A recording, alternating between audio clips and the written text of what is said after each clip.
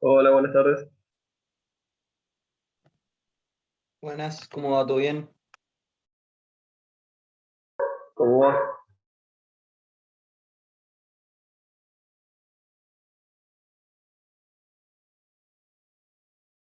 ¿Podrían encontrar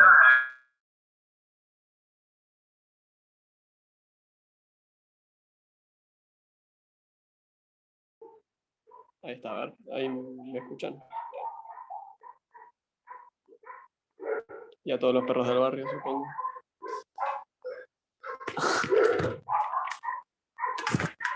A ver, no los escucho. ¿Pudieron acceder a la cuenta que está en el Drive? No hace falta que lo vean de antemano para la clase igual, pero para saber si tienen acceso y después de última, si alguien lo necesita, también puede acceder.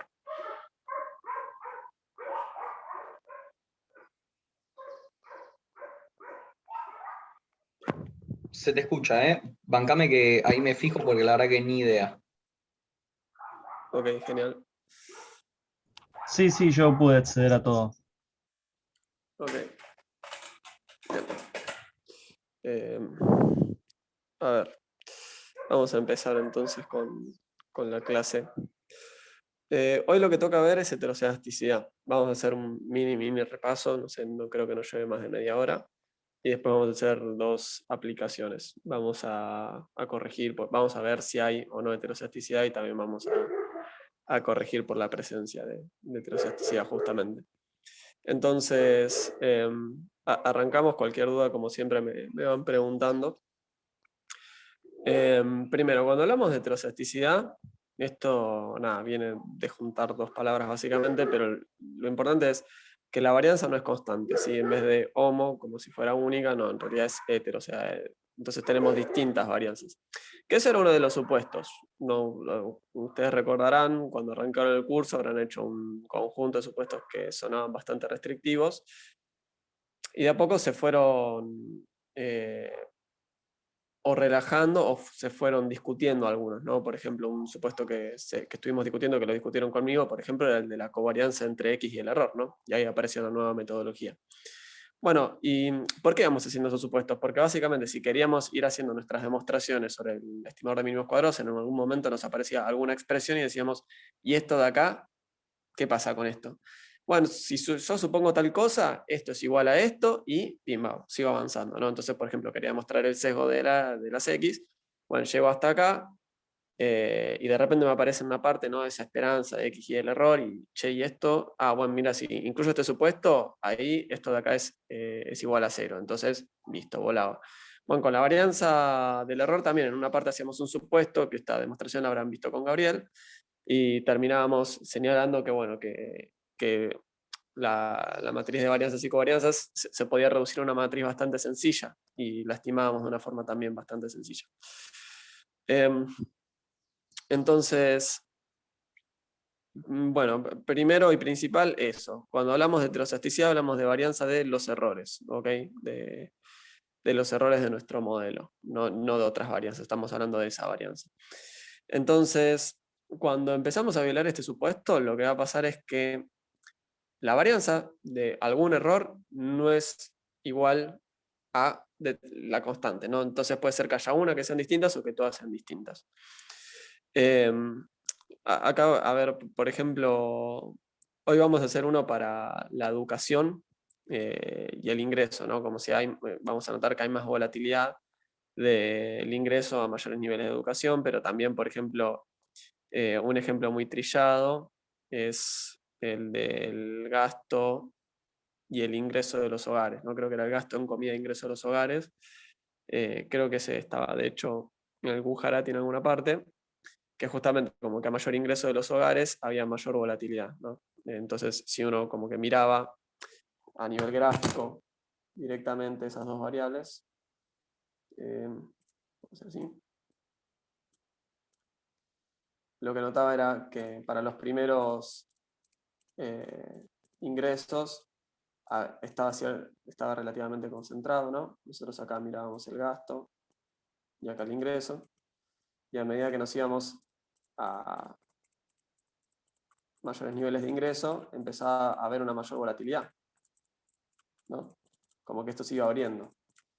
Entonces, claro, porque hay gente de ingresos elevados que capaz que no dedica tanto de su gasto a comida, y hay gente con distintas propensiones al ahorro, entonces eso termina haciendo que haya una determinada volatilidad, no vemos como si esto se fuera abriendo.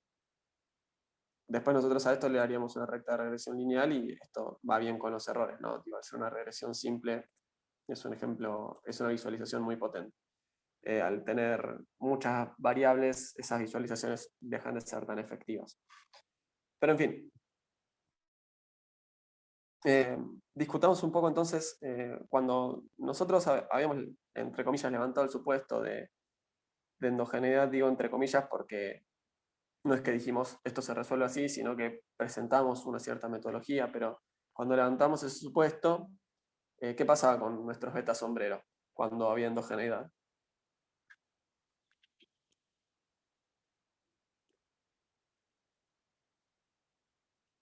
No estimaban bien a los beta reales, parámetros.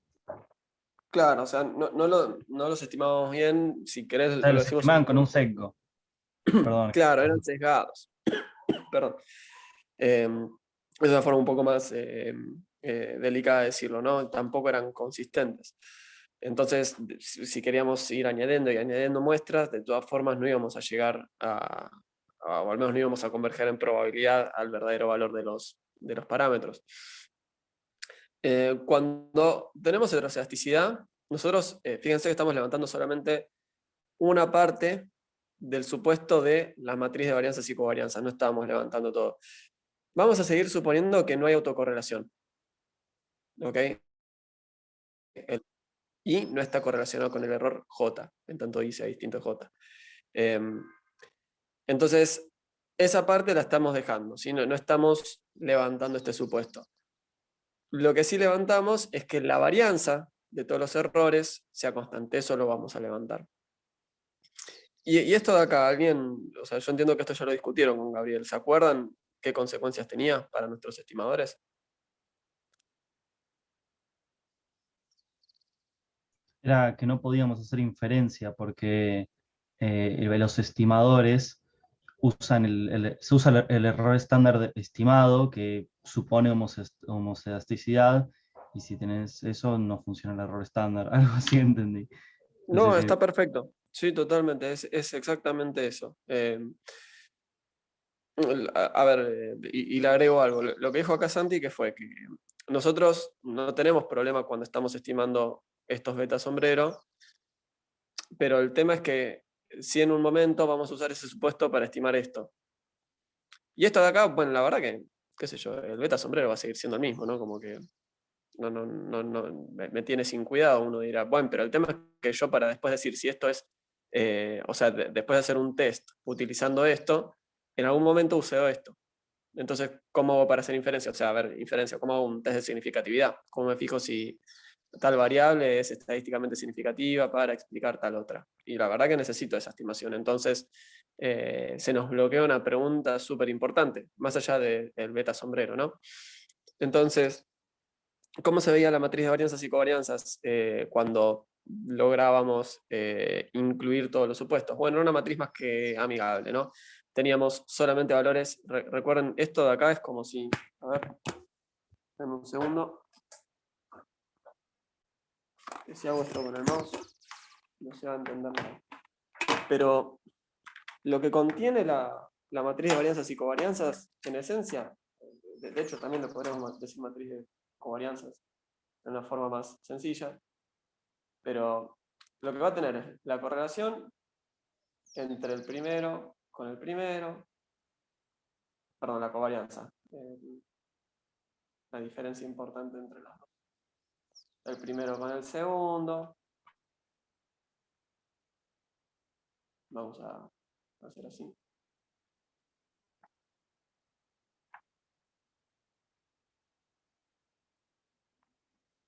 Bien, decíamos el primero con el tercero. Y acá que empieza el segundo ya, porque es la segunda fila. El segundo con el primero, el segundo con el segundo.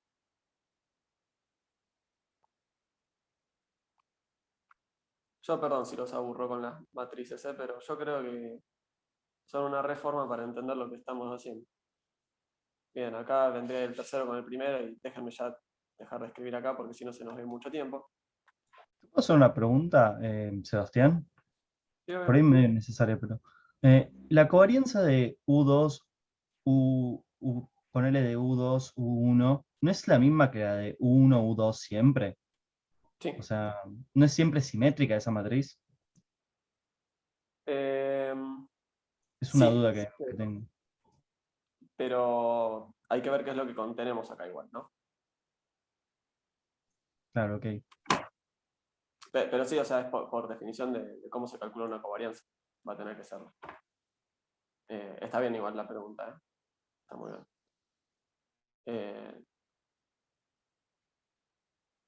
Nada, entonces, bueno, como va a ser simétrica, si quieren, entonces ya permítanme, voy a borrar lo que tengo del otro lado de la diagonal, así simplificamos un poco el trabajo. Bueno, eso fue una mala decisión. Vamos a dejar así. Entonces, esta primera covarianza, ¿a qué vendría a ser igual? La covarianza de una variable aleatoria consigo misma. ¿A qué es?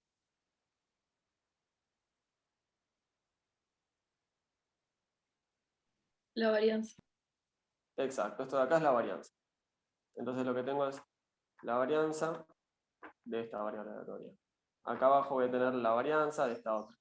Entonces, voy a simplificar ahora un poquito. Y ya sabemos que en la diagonal tengo las varianzas, ¿no? Bien, fuera de la diagonal, ¿qué era lo que tenía? Esas covarianzas. Entonces, si yo supongo que estos no están autocorrelacionados, ¿no? Acá yo tenía, por ejemplo, la de 1 con 2. Si supongo que no están autocorrelacionados, ¿no? O sea, esto quiere decir que este no está correlacionado con este. ¿A qué sería igual esta covarianza? A cero. Exacto, a 0. Entonces, para empezar, ya todos los elementos que están afuera de la matriz, gracias a ese supuesto, afuera de la diagonal, perdón, gracias a ese supuesto van a ser iguales a 0. Y después entra el supuesto de homoelasticidad, que decimos, bueno, y aparte, todos estos de acá van a ser iguales, ¿ok? Son constantes. ¿Y cómo les decimos? Bueno, vamos a decirles sigma cuadrado. Entonces, por esos dos supuestos, vía esos dos supuestos, la varianza, la matriz de varianzas y covarianzas me termina quedando escrita así. En la diagonal tengo esa varianza, que es una constante. Fíjense que no escribo 1, 2, 3 como si fueran distintas cosas. Sigma es una constante, el cuadrado, bueno, sigma al cuadrado también lo es. Y afuera de esa diagonal es todo 0. Entonces, como yo podía expresar esta matriz de esta manera, después podría hacer directamente, sacar factor común, este escalar, ¿no? Que era el sigma cuadrado. Y después lo sacábamos y seguíamos obteniendo la fórmula para encontrar las varianzas o el estimador de la varianza de beta, de los beta sombrero, perdón, de los estimadores de beta. Cuando tenemos heteroelasticidad, el tema es que yo, fíjense, no estoy levantando el supuesto de una autocorrelación, afuera de la diagonal seguimos teniendo ceros. El tema es que ahora esos sigmas les permito que sean distintos, ¿ok? No voy a ser restrictivo. Si uno quiere ser más bajo, uno quiere ser más alto, está perfecto, no nos preocupamos tanto. Entonces, el tema que tenemos acá es que la volatilidad no es la misma, o al menos puede no ser la misma, al menos para uno de los casos, ¿ok? Entonces, como ya no tenemos esta simplificación, que esa simplificación la usábamos cuando buscábamos cómo estimar la varianza de los estimadores, ¿no? O sea, esto de acá, yo cuando cursé econometría, la primera vez que lo vi, me resultaba un poco confuso, ¿no? Porque nosotros, ¿qué tenemos? Tenemos parámetros, y los parámetros son constantes, pero también tenemos los estimadores de los parámetros, y un estimador es una variable aleatoria. Y un estimador, como es una variable aleatoria, va a tener un desvío. El tema es que nosotros el desvío del estimador no lo conocemos, entonces estimamos el desvío del estimador. No es medio trabalenguas, pero si lo digerimos rápido, buenísimo. Entonces, yo utilicé ese supuesto de homoelasticidad cuando estaba buscando estos estimadores o la varianza de los estimadores, que después la iba a estimar. Entonces, yo como eso lo uso en una parte, y si eso ya no vale, entonces mi estimador de la varianza ya no es válido. Y digamos, yo, ¿cómo estimo esto? Es un camino, es un momento, es algo que es bastante lejano al momento en el que estimo esto.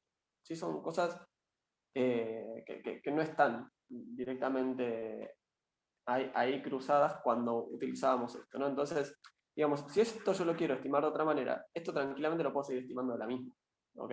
Después igual, nada, también hay distintas formas de estimar esto, no es que son cosas totalmente independientes, todo lo contrario, pero digo, no es que si por ejemplo yo quiero hacer una corrección, que es lo que vamos a hacer hoy, no van a cambiar los betas sombrero, pero sí, no puedo trabajar con el contexto que yo ya venía haciendo mis test clásicos, ¿no? Porque digo, el test de significatividad individual, no es el que iba sobre una sola variable, perdón, o sobre el beta, una sola variable. ¿Cómo era? ¿Alguien se acuerda?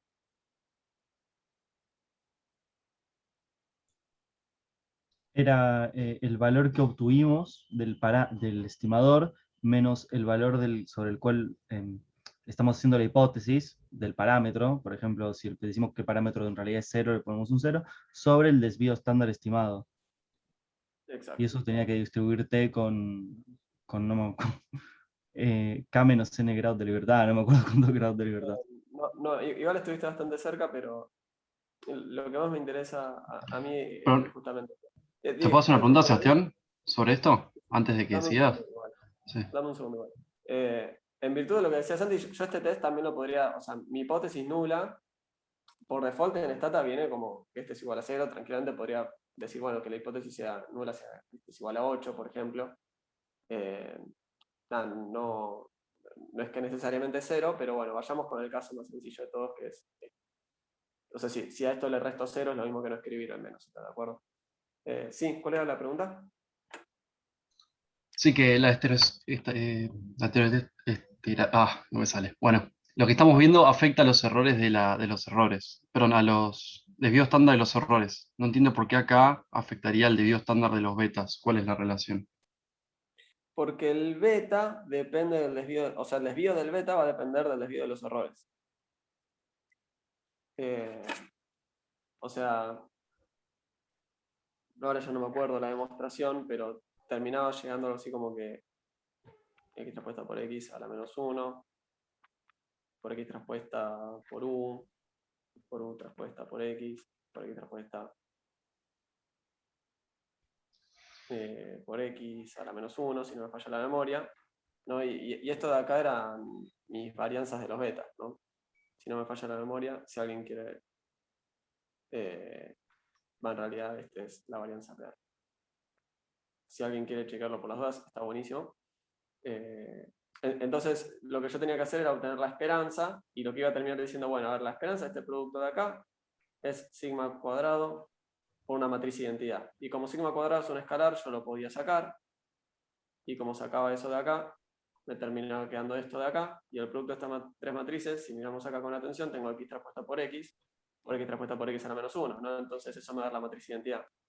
Entonces, también puedo olvidarme de esta parte. ¿Y qué me termina quedando? Que mi estimador para que la varianza de los betas será igual a esto, y que mi estimador para esto va a ser el estimador donde yo utilice, perdón, este sería el cuadrado, el estimador donde yo tenga estimada esta varianza.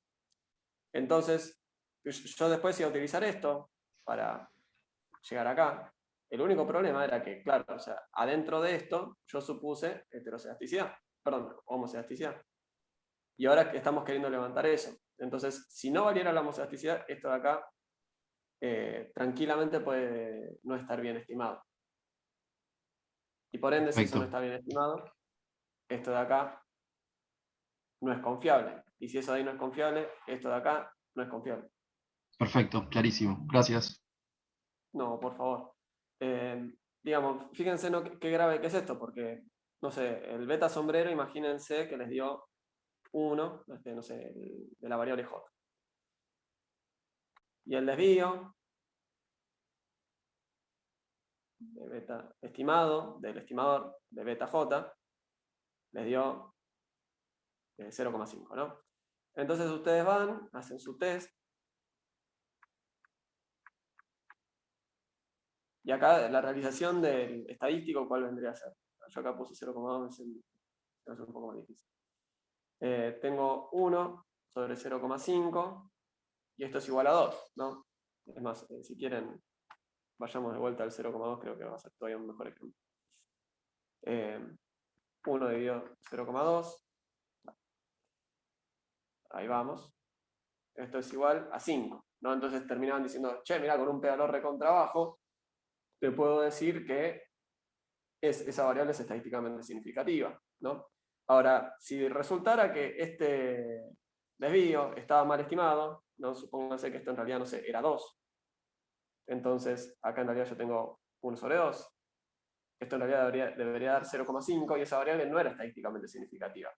Entonces, a ver, si yo esto lo estimo de una manera alternativa y esto me sigue dando el mismo valor puntual, no significa que es irrelevante, todo lo contrario, porque necesitamos esto para una parte muy importante de cualquier análisis de regresión. Entonces, es súper importante que lo mantengamos presente. Si decimos, bueno, ya está, total, cuando hagamos la corrección hoy en clase, si total los beta no me cambian, no me preocupo, bueno, nada, es algo totalmente desacertado eso. O sea, por eso estoy siendo tan enfático en esto, no quiero que se lleven esa imagen. Nada, bueno, repasando un poco, los estimadores de los parámetros van a seguir siendo insesgados, van a seguir siendo consistentes, van a perder la propiedad de eficiencia, ¿sí? Recuerden que bajo todo ese set de supuestos cumplíamos todas estas propiedades, pero y hay una forma alternativa de estimarlo que sería eficiente, de hecho en el Goodrich la discute si quieren, si no me falla la memoria, era el capítulo 8. Pero bueno, más allá de la eficiencia, también después tenemos como temas que la estimación de la varianza de los estimadores va a ser sesgada y por ende los tests ya no son confiables, ¿no? Bueno, esto ya lo discutimos. Nada, lo más importante igual, no es lo más importante, pero esto lo hacía Sebastián cuando tenía tiempo para hacer las presentaciones. Lo que sí les quiero destacar es que, bueno, que los beta sombreros van a seguir siendo consistentes, o sea, de este modo, cierta tranquilidad vamos a seguir teniendo, pero, de vuelta, tenemos un problema para hacer inferencia, ¿no? Entonces, ¿cómo podemos hacer para darnos cuenta de si tenemos, de si estamos trabajando en un entorno donde la varianza de los errores es constante o no? Bueno, una alternativa, no sé, muy simplona vendría a ser esta de las visualizaciones, ¿no? Yo creo que son una herramienta muy interesante. Digamos, ¿cómo se vería? Bueno, alguna forma de verlo sería viendo los errores contra una determinada variable, ¿no? Digamos, de hecho, si quieren, como paso previo a esto, podríamos hacer directamente el gráfico de Y condicional en X, ¿no? Como el que hicimos hace un rato, y decimos, bueno, a ver, si yo veo que estos se están agrandando, bueno, a ver, naturalmente, mis U sombrero eran estos, ¿no? Los hago con color para que se vean mejor. Mis U sombreros son la distancia entre los puntos y mi recta, así que, bueno, estos puntos me quedaron ya tipo líneas, pero... Entonces, como que estos son medio dos caras de la misma moneda, pero piensen que esto es un poco más restrictivo porque esto vale en tanto estemos con un solo regresor, ¿no? Si tenemos más regresores, ya deja de ser tan lineal. Entonces, pensemos directamente en hacer el gráfico de los errores contra esa variable, ¿no? También podemos hacer de los errores al cuadrado contra esa variable, que de hecho estaría un poco mejor, pero bueno, ambos van a mostrar cosas similares. Y este, entre comillas, método, o sea, es muy ilustrativo, está bueno, pero de vuelta, ¿no? O sea, no es muy robusto, que digamos, no es como, bueno, mira, vi un gráfico y hay heterostasticidad, ¿no? Entonces, ¿qué es lo que hacemos típicamente? Bueno, vamos a buscar un test donde condicional en cierta probabilidad podamos afirmar algo, ¿no? Entonces, el primero que vamos a comentar es el de Conker, ¿no? Que en esencia lo que hacemos es, hacemos la regresión, ¿sí? Esto de acá sería, tengo una variable explicada, varias variables explicativas, y hago esa regresión, ¿no? Regreso a y sobre x. De acá voy a sacar los u-sombrero. ¿Ok? Estos son los residuos de mi regresión. No son los u reales, pero son nuestros residuos estimados. ¿Y qué es lo que vamos a hacer? Los vamos a elevar al cuadrado. ¿Ok?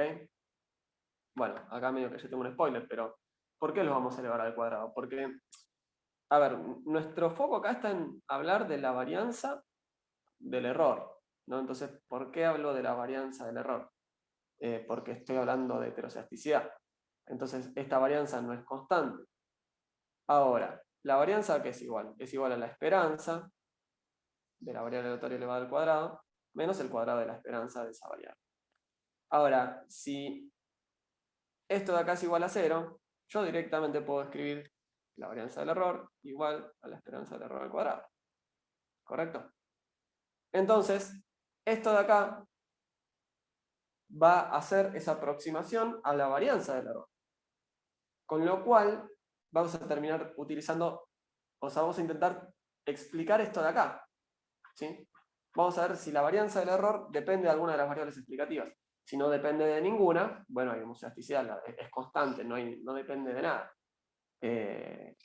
Ahora, si depende de alguna, ya no podemos hablar de que tengamos el caso de homocedasticidad.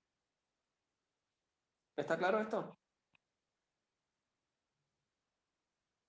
Sí, sí. Perfecto. Ok. Entonces, ¿cómo vamos a hacer la segunda regresión? O sea, fíjense que hay más de una etapa acá. Estamos primero haciendo la regresión de y sobre x. No sé, predict los errores, ¿no? Tráeme los errores. Elevémoslos al cuadrado y ahora vamos a hacer una segunda regresión. La regresión de estos errores sobre las x. ¿Ok? O sea, la segunda regresión vendría a ser algo así como esto. O sea, el segundo modelo que proponemos tendría que ser algo como esto. Yo ya no les puedo decir betas porque ya usé esa notación. Beta 0 más beta 1 por x. Por x1. Así hasta llegar a la última. Vale, puse beta al final. Más un error que también habría que cambiarle la notación, ¿no? Entonces, esta vendría a ser mi segunda regresión.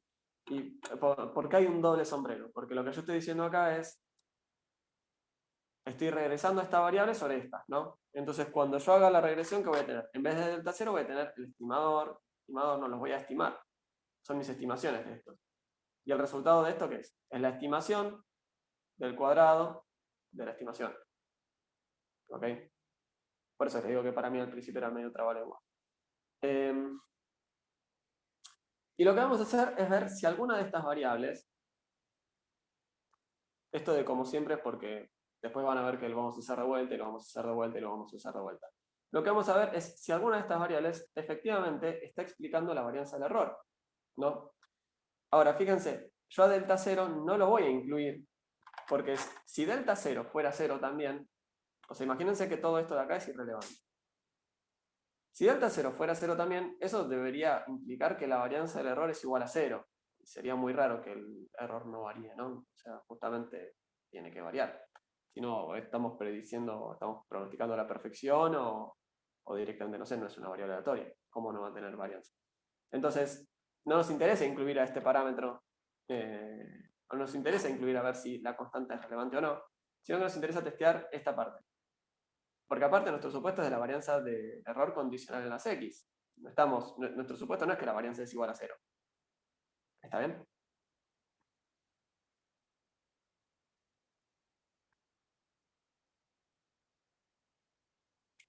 ¿Me siguieron hasta acá? Sí, perfecto. Hicieron una pregunta en el chat. A ver. Gracias, en el chat. No, todas juntas. Acá Ramiro pregunta si es para una sola variable, pero lo haríamos para todas juntas. De hecho, justamente por eso dio un test F o el M, porque con un test T, por ejemplo, yo podría testear una sola. Pero con un test F o uno de multiplicadores de Lagrange puedo testear varios. ¿Correcto? Nada, ahí vi también que hay un par de mensajes más en el chat. Nada, intenten prender el micrófono para participar, así se hace más interactiva la clase. Bueno, si me siguieron hasta acá con esta lógica, a ver, no es que me siguieron a mí, lo siguieron a Gabriel, yo simplemente estoy dando como un repaso. Pero si siguen esta lógica hasta acá, todo el resto son lo mismo. ¿Ok? Para todo el resto, vamos a ver dos más, tampoco es que lluvia de tests. Empecemos con el de White, ¿no? Que es también uno de los más difundidos. A ver, perdón, ¿hay más de uno? Sí. Lo lógico es que todos den lo mismo. En definitiva, el test de White clásico es un poco más duro que el de Conker porque lo que nos va a pedir es que miremos no solamente, o sea, va a chequear no solamente que esto sea una función lineal de x, sino también de combinaciones de x. ¿Ok? Entonces, la lógica, fíjense, es exactamente la misma. Voy a hacer la regresión de y sobre las x. Exactamente lo mismo. Obtengo la su sombrero. Exactamente lo mismo.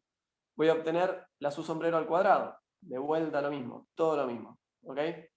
Y la diferencia es que ahora la regresión, esta u de acá debería tener el sombrero, invi. La regresión no solamente va a ser sobre las x, sino lo que vamos a hacer es sobre el... A ver si vuelve el lápiz, acá está. No solamente sobre las x, sino también sobre combinaciones de estas y sus cuadrados, ¿no?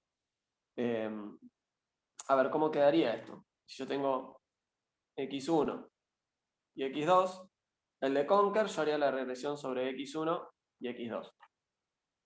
Y listo. Si hago con este de White clásico, por decirlo de alguna manera, o al menos de la misma manera que lo dice Wooldridge, aparte voy a incluir las variables elevadas al cuadrado, ¿no? Y esto de los productos cruzados, ¿qué vendría a ser? Bueno, aparte, las combinaciones entre las x, que acá hay solamente un producto cruzado, ¿no? O sea, solamente tengo x1 con x2, no puedo combinar nada más que eso. ¿Está bien? Esto de acá me permite ver no solamente si hay una relación lineal, sino también si hay una relación no lineal, o al menos de este tipo. Entonces es como un poco más exigente. Fíjense ahora si tenemos tres variables explicativas, ¿ok? Ahí se pone un poco más interesante porque voy a tener las variables, o sea, las mismas que al principio, x1, x2 y x3. Voy a tener los cuadrados, si me vengo a los cuadrados que es un poco más sencillo de explicar, y ahora tengo que hacer todas las combinaciones. ¿Qué vendrían a hacer? Me vengo acá arriba que tengo un poco más de espacio, ¿ok? Esta con esta con esta, y aparte me faltó esta con esta. ¿Sí? X2 con X1 no la voy a combinar porque ya lo tengo hecho, y acá X3 ya está combinado con todo. Entonces ahí tenemos la primera, la segunda y la tercera. ¿Ok? Entonces fíjense, tenía una regresión donde había tres variables explicativas. En esta regresión auxiliar, no en esta segunda regresión, ¿qué me está quedando? Me están quedando tres variables explicativas, otras tres. No, o sea, ¿por qué son tres? ¿Por qué estas son tres variables explicativas también? Porque, no sé, yo tenía, no sé, la edad y el peso. Yo entro a Stata, le digo, generame una variable que va a ser igual a la edad por el peso, y esto es una variable, ¿no? Qué sé yo, si la edad era 1 y el peso era 2, bueno, entonces esta variable vale 2. Y si la edad era 2 y el peso era 2, bueno, esta variable vale 4. Digo, es un numerito más, ¿ok? Entonces, ¿qué es lo que nos está sucediendo? Vamos a avanzar. Se nos está un poco sobrecargando, ¿no? Es medio explosivo esto, porque imagínense, todo esto de acá está muy bien, pero si yo de repente tuviera 10 variables explicativas, tendría que hacer las 10, tendría que aparte incluir otras 10, que serían los cuadrados de esas, y después tendría que hacer la primera por la segunda, la primera por la tercera, la primera por la cuarta, la primera por la quinta, así hasta la décima, la segunda por la tercera, la segunda por la cuarta, la segunda por la quinta, así hasta la décima, desde la tercera hasta la décima, y así, pum, pum, pum, un montón. ¿Ok? Y eso lo podemos reexpresar porque es como una sumatoria de, bueno, la última tiene una sola combinación posible, las dos, sí. Entonces, si de repente tenía 10 variables explicativas, ¿cuántas variables voy a terminar usando en esta segunda regresión? 10 por 2, que son 20, 10 menos 1, que son 9, por 10, 9 por 10, 90, dividido 2, 45. más estas son 65, es una brutalidad. Y estaba con 10 al principio, ¿no? Al menos no era tan sacado. Entonces, lo que va a pasar es que en esta segunda regresión, esto nos puede insumir demasiados grados de libertad, ¿no? O sea, también siempre va a depender de si yo tenía más o menos observaciones, por ejemplo. Pero fíjense que puede ser un poco complicado en esta segunda regresión. Algo que quizás está un poco de más aclararlo, a ver, no sé si lo digo después. Bueno, ok, no lo digo. Pero algo que no está de más aclararlo es, fíjense, por ejemplo, si yo tenía una variable dummy, ¿no? Yo le voy a poner d, ¿no? Esta variable vale 0, 1, 0, 0, 1. Cuando yo quiera incluir el cuadrado, ¿cómo va a ser el cuadrado de esa variable?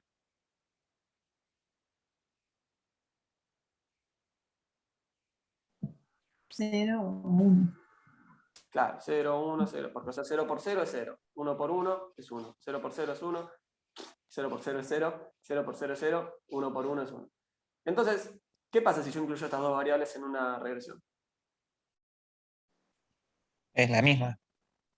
Estoy incluyendo dos veces la misma, ¿no? ¿Y eso me genera algún problema?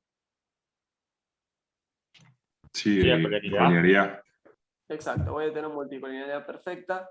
Si yo quiero hacer esto en Stata directamente me va a omitir esta variable. Otro software puede decirnos directamente error, pero Stata directamente lo que hace es omitir cuando encuentra multicolinealidad. Entonces, por ejemplo, tenemos eso. Aparte, no sé, el ejemplo que vamos a ver hoy, tenemos en la regresión original edad y su cuadrado.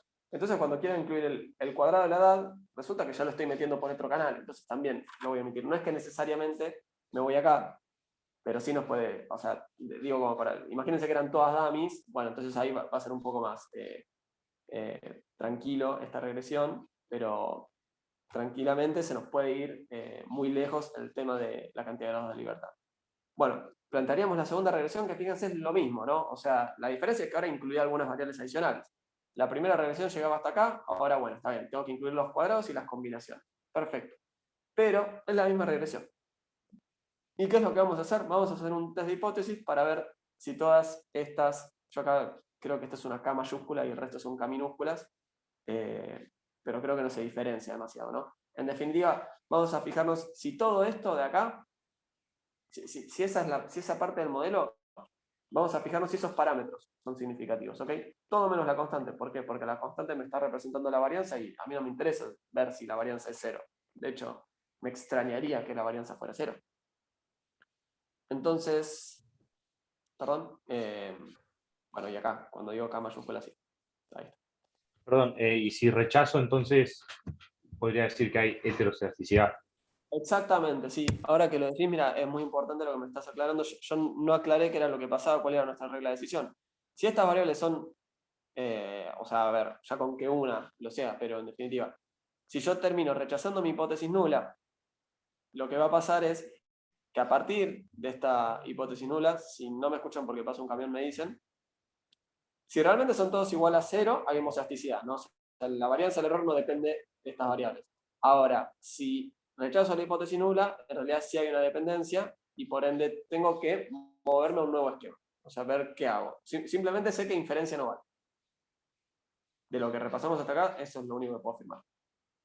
Y después vamos a ver qué es lo que hace. Bien, como este test nos genera todo este problema, ¿no? Donde se nos van agregando y más y más y más y más variables, después tenemos un caso alternativo que vendría a ser lo que en el libro de Wooldridge se le llama el test especial o el caso especial de White. Que lo que hace en realidad es, en vez de regresar estas varianzas de los errores sobre las X, lo va a hacer sobre las Y sombrero. ¿Por qué? Porque Y sombrero es una función lineal de esas X.